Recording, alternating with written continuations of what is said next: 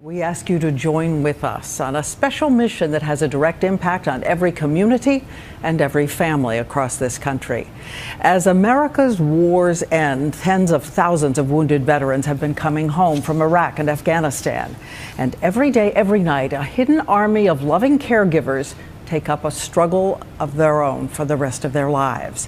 A groundbreaking new study was released late today showing 1.1 million caregivers younger than ever at risk for major health problems of their own, and they need help. So tonight, Coming Home, a rallying cry for the people inside the world of hidden heroes. Our wedding, it was incredible. When a hero goes to war, so does a family. All the dreams of all the families of warriors who went off to fight with everything they had. But when they were wounded, no one has a medal for the people now taking up their fight here at home. Sickness and in health. Like Jessica Klein with her 6-foot-tall West Point grad husband, Captain Edward Klein, called Flip. Today, she's the primary caregiver as he fights his way back from an IED explosion in Afghanistan. The loss of legs and arm, the muscle that allows him to sit down, and a massive lower body injury. We know that his courage is incalculable, but how many days do you say you can't do it? It's too much. Pretty much daily. It's funny, the people around me have much more confidence in me and my abilities than I do. You know, there's the Mother Teresa quote, you know, God only gives you as much as you can handle. Well, apparently God thinks I'm pretty good. She's just one of the 1.1 million caregivers of soldiers from Afghanistan and Iraq who do the impossible. She is tiny, but his support at home and when they travel. There have been times I've had to pick my husband up and carry him from his wheelchair to his airplane seat because his legs failed. And showering and... I have had to pick him up, you know, soaking wet, and try not to drop him while I'm standing 1 foot in the tub and 1 foot out and put him in his wheelchair.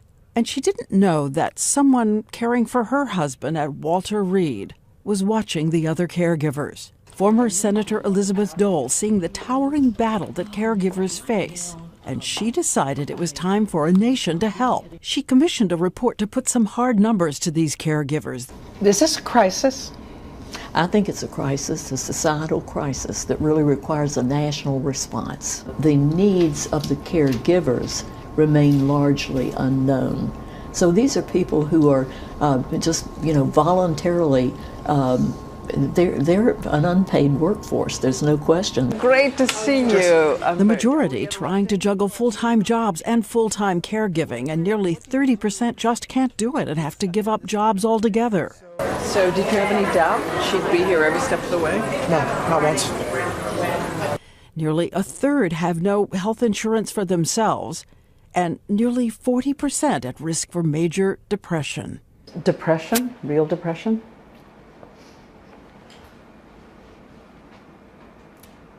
Yeah. I mean, it's a process. I grieve. He grieves. We grieve together. We grieve apart. There was a life that we were supposed to have, and we grieve for it. Yeah, it's very difficult. It's what we heard all over the country, not only the medical responsibility of life and death, but being a therapist and taking on a system that can be famously bureaucratic.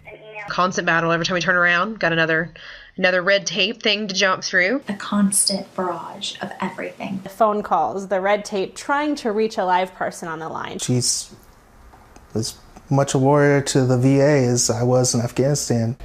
A nation coming home from war, but millions of caregivers for whom the war will never end. Senator Dole is organizing a nationwide effort to go state by state, combining faith organizations, government, business, nonprofits to help the caregivers. And standing by her, her husband, a war hero and once wounded himself, giving a salute to all of those who care for the wounded today.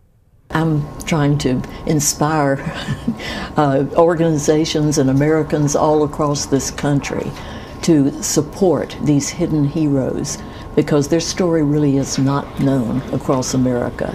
And these are the very people who are caring for those who cared for us. So, do you want to say, just help us a little? Just a little. I want to say don't forget about us. And in the coming days, we're going to be telling you about some ideas people just like you, your neighbors, already have to help these caregivers. And if you want to learn more about all of this, go to our website, abcnews.com and ElizabethDoleFoundation.org.